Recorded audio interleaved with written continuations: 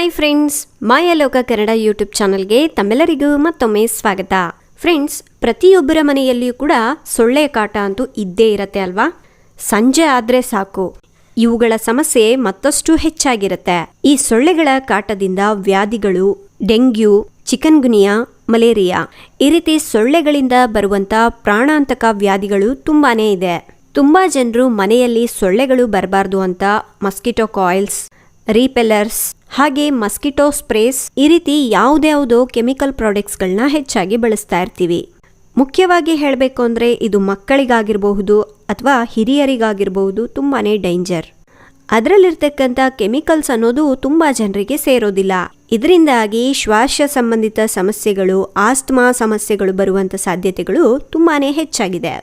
ಅದಕ್ಕಾಗಿ ಈ ರೀತಿಯಾದಂಥ ಕೆಮಿಕಲ್ಸ್ನ ಬಳಸದೆ ಮನೆಯಲ್ಲಿರ್ತಕ್ಕಂಥ ಪದಾರ್ಥಗಳನ್ನು ಬಳಸಿ ಮನೆಯಲ್ಲಿ ಸೊಳ್ಳೆಗಳನ್ನು ಕಡಿಮೆ ಮಾಡಿಕೊಳ್ಳುವಂಥ ಇವತ್ತು ನಾನು ಒಂದು ಅದ್ಭುತವಾದಂಥ ಟಿಪ್ಪನ್ನು ಹೇಳಬೇಕನ್ಕೊಂಡಿದ್ದೀನಿ.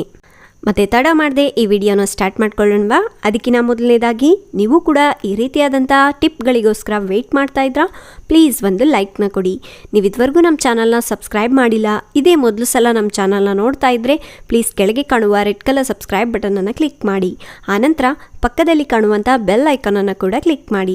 ಇದರಿಂದ ನಮ್ಮ ಮುಂಬರುವ ಹೊಸ ವೀಡಿಯೋಸ್ಗಳನ್ನ ಮೊದಲು ನೀವೇ ನೋಡ್ಬೋದು.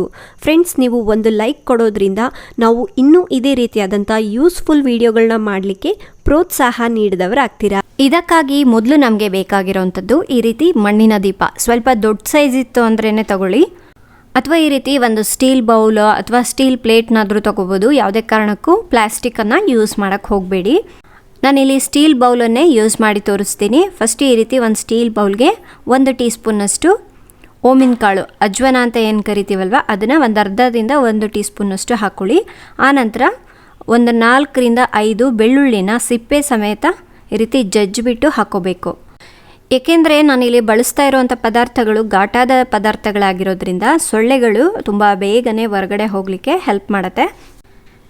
ಸೊ ಅದಾದ ನಂತರ ನಮಗೆ ಬೇಕಾಗಿರೋವಂಥದ್ದು ಬಿರಿಯಾನಿ ಎಲೆ, ಅಥವಾ ಇದನ್ನು ಪಲಾವ್ ಎಲೆ ಅಂತಲೂ ಕೂಡ ಕರಿತೀವಲ್ವ. ಸೊ ಅಡುಗೆ ಮನೆಯಲ್ಲಿ ಸಿಗುತ್ತೆ. ಇದನ್ನು ಈ ರೀತಿ ಚಿಕ್ಕ ಚಿಕ್ಕ ತುಂಡುಗಳನ್ನಾಗಿ ಕಟ್ ಮಾಡ್ಕೋಬೇಕು. ಕಟ್ ಮಾಡಿಕೊಂಡು ಒಂದು ಬಿರಿಯಾನಿ ಎಲೆ ಹಾಕಿದ್ರೆ ಸಾಕು. ನೆಕ್ಸ್ಟು ಒಂದು ಕರ್ಪೂರದ ಬಿಳ್ಳೆನ, ಇದನ್ನು ಆದಷ್ಟು ಚೆನ್ನಾಗಿ ರೀತಿ ಪೌಡರ್ ರೀತಿಯಾಗಿ ಪುಡಿ ಮಾಡ್ಕೊಳ್ಳಿ. ಜಸ್ಟ್ ಈ ರೀತಿ ಪ್ರೆಸ್ ಮಾಡಿದ್ರೆ ಪುಡಿ ಆಗಿಬಿಡುತ್ತೆ. ಇನ್ನು ಲಾಸ್ಟ್ನೇದಾಗಿ 1 ಟೀ ಸ್ಪೂನ್ನಷ್ಟು ತುಪ್ಪನ ಹಾಕ್ಕೊಳ್ಳಿ. ನಿಮ್ಮ ಹತ್ರ ತುಪ್ಪ ಇಲ್ಲ ಅಂದರೆ 1 ಟೀ ಸ್ಪೂನಷ್ಟು ಬೇವಿನ ಎಣ್ಣೆ ಸಿಗುತ್ತೆ ಮಾರ್ಕೆಟ್ನಲ್ಲಿ. ಸೊ ಒಂದು ಚಿಕ್ಕ ಬಾಟ್ಲ್ ತಂದಿಟ್ಕೊಂಬಿಡಿ, ತುಂಬ ಕಡಿಮೆ ರೇಟೇ ಇರುತ್ತೆ. ಮೆಡಿಕಲ್ ಶಾಪ್ನಲ್ಲಿ ಕೇಳಿ ಸಿಗುತ್ತೆ ನೋಡಿ. ಬೇವಿನ ಎಣ್ಣೆ ಸಹ ಉಪಯೋಗಿಸ್ಕೋಬೋದು. ಬೇವಿನ ಎಣ್ಣೆಯಲ್ಲಿ ಚೆನ್ನಾಗಿ ಈ ರೀತಿ ಮಿಕ್ಸ್ ಮಾಡ್ಕೊಳ್ಳಿ, ಅಥವಾ ತುಪ್ಪದಲ್ಲಿ ಇವೆಲ್ಲ ಪದಾರ್ಥಗಳನ್ನು ಮಿಕ್ಸ್ ಮಾಡ್ಕೋಬೇಕು. ಅಥವಾ ನೀವು ಈ ಎಲ್ಲ ಪದಾರ್ಥಗಳನ್ನು ಬೇಕಿದ್ದರೆ ನುಣ್ಣಗೆ ಒಂದು ಕಲ್ಲಿನಲ್ಲಿ ಜಜ್ಜಿಬಿಟ್ಟು ಪೇಸ್ಟ್ ರೀತಿಯಾಗಿ ಕೂಡ ರೆಡಿ ಮಾಡ್ಕೋಬೋದು. ಬೇಕಿದ್ದರೆ ಇದರಲ್ಲೇ ಹತ್ತಿನ ಇಟ್ಬಿಟ್ಟು ನೀವು ದೀಪನ ಹೇಗೆ ಯೂಸ್ ಮಾಡ್ತೀರಲ್ವ ಆ ಥರ ಯೂಸ್ ಮಾಡ್ಬೋದು. ಅಥವಾ ಇಲ್ಲ ಅಂದರೆ ನಾನು ಇಲ್ಲಿ ತೋರಿಸ್ತಾ ಇದ್ದೀನಲ್ವ ಆ ಥರ ಬೇಕಿದ್ರೂ ಕೂಡ ಮಾಡ್ಕೋಬೋದು. ಸೊ ಈ ಥರ ಎಲ್ಲ ಚೆನ್ನಾಗಿ ಮಿಕ್ಸ್ ಮಾಡಾದಮೇಲೆ ಇದ್ರ ಮೇಲೆ 1 ಅಥವಾ 2 ಕರ್ಪೂರದ ಬಿಳ್ಳೆನ ಇಡಿ. ನೀವು ಇದನ್ನು ಹಚ್ಚೋದಕ್ಕಿಂತ ಮೊದಲು ನಿಮ್ಮ ಕಿಟಕಿಗಳನ್ನು, ಬಾಗಿಲುಗಳನ್ನೆಲ್ಲ ಮುಚ್ಚಿಬಿಟ್ಟು ಸಾಯಂಕಾಲ ಟೈಮ್ನಲ್ಲಿ ಹಚ್ಚಿಡಿ. ಅಥವಾ ನೀವು ಇವೆಲ್ಲದನ್ನು ಚೆನ್ನಾಗಿ ಪೇಸ್ಟ್ ರೀತಿಯಾಗಿ ತಯಾರಿಸ್ಕೊಂಡ್ಬಿಟ್ಟು ಇದರಲ್ಲಿ ಚೆನ್ನಾಗಿ ಬತ್ತಿನ ನೆನೆಸ್ಬಿಟ್ಟು ನೀವು ದೀಪದ ರೀತಿಯಾಗಿಟ್ಟರೆ ನಿಮಗೆ ಸುಮಾರಾಗಿ ಒಂದು 30ರಿಂದ 40 ನಿಮಿಷದವರೆಗೂ ಚೆನ್ನಾಗಿ ಹುರಿಯುತ್ತೆ. ಅಥವಾ ನೀವು ಬೇಕಿದ್ದರೆ ಈ ರೀತಿಯಾಗಿ ಕೂಡ ಹಾಕ್ಬೋದು. ಅದು ಸ್ವಲ್ಪ ಜಾಸ್ತಿ ಹೊತ್ತು ಹುರಿಯುತ್ತೆ, ಇದು ಬೇಗನೆ ಆರೋಗ್ಬಿಟ್ಟು ಹೊಗೆ ಬರುತ್ತೆ. ಸೊ ಇದು ನೋಡಿ ಚೆನ್ನಾಗಿ ಹತ್ಕೋಬೇಕು. ಬೇಕಿದ್ದರೆ ಇನ್ನೂ 1-2 ಕರ್ಪೂರನ ಹಾಕಿಬಿಟ್ಟು ಚೆನ್ನಾಗಿ ಇದೆಲ್ಲದನ್ನ ಸುಡೋ ರೀತಿಯಾಗಿ ಇಡಿ. ಕಾಣಿಸ್ತಾ ಇದೆಯಲ್ವಾ, ಹೊಗೆ ಬರ್ತಾ ಇದೆ, ಈ ರೀತಿ ಹೊಗೆ ಬರಬೇಕು.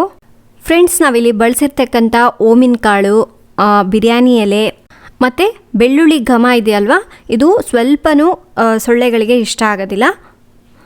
ಸೊ ಅದಕ್ಕಾಗಿ ಇದರ ಘಮ ಬಂದರೆ ಆ ಜಾಗದಲ್ಲಿ ಸೊಳ್ಳೆಗಳು ಇರೋದಿಲ್ಲ. ತಕ್ಷಣಕ್ಕೆ ಮನೆಯಲ್ಲಿ ಸೊಳ್ಳೆಗಳನ್ನು ಓಡಿಸ್ಬೇಕು ಅಂದರೆ ಈ ಟಿಪ್ನ ಫಾಲೋ ಮಾಡಿ. ಹಾಗೆ ಮನೆಯೆಲ್ಲ ಸುಗಂಧದ ವಾಸನೆ ಬರುತ್ತೆ, ತುಂಬಾ ಚೆನ್ನಾಗಿರುತ್ತೆ ಘಮ. ನೋಡಿ ಈ ರೀತಿ ಹೊಗೆ ಬರಬೇಕು. ಈ ಹೊಗೆಗೆ ಮನೆಯಿಂದ ಸೊಳ್ಳೆಗಳು ಹೋಗುತ್ತೆ. ಹಾಗೆ ನೀವು ಇದನ್ನೇ ಜಾಸ್ತಿ ಕ್ವಾಂಟಿಟಿ ಮಾಡಿಕೊಂಡು ಎಲ್ಲ ರೂಮ್ಗಳಲ್ಲಿ ಕೂಡ ಇಟ್ಕೋಬೋದು. ಸೊ ನೋಡಿದ್ರಲ್ವಾ ಫ್ರೆಂಡ್ಸ್, ಇವತ್ತಿನ ಟಿಪ್ ತಮ್ಮೆಲ್ಲರಿಗೂ ಇಷ್ಟ ಆಗಿದೆ, ಯೂಸ್ಫುಲ್ ಆಗಿದೆ ಅನ್ಕೋತಾ ಇದ್ದೀನಿ. ಇಷ್ಟ ಆಗಿದ್ರೆ ಪ್ಲೀಸ್ ಒಂದು ಲೈಕ್ ಕೊಡೋದನ್ನ ಮರಿಬೇಡಿ. ಹಾಗೆ ನಿಮ್ಮ ಫ್ರೆಂಡ್ಸ್ಗೆ, ಫ್ಯಾಮಿಲಿ ಮೆಂಬರ್ಸ್ಗೂ ಸಹ ಈ ವಿಡಿಯೋನ ತಪ್ಪದೇ ಶೇರ್ ಮಾಡಿ. ನಾಳೆ ಇನ್ನೊಂದು ಹೊಸ ವಿಡಿಯೋದೊಂದಿಗೆ ಮತ್ತೆ ಸಿಗೋಣ. ಅಲ್ಲಿವರೆಗೂ ಟೇಕ್ ಕೇರ್, ಬಾಯ್.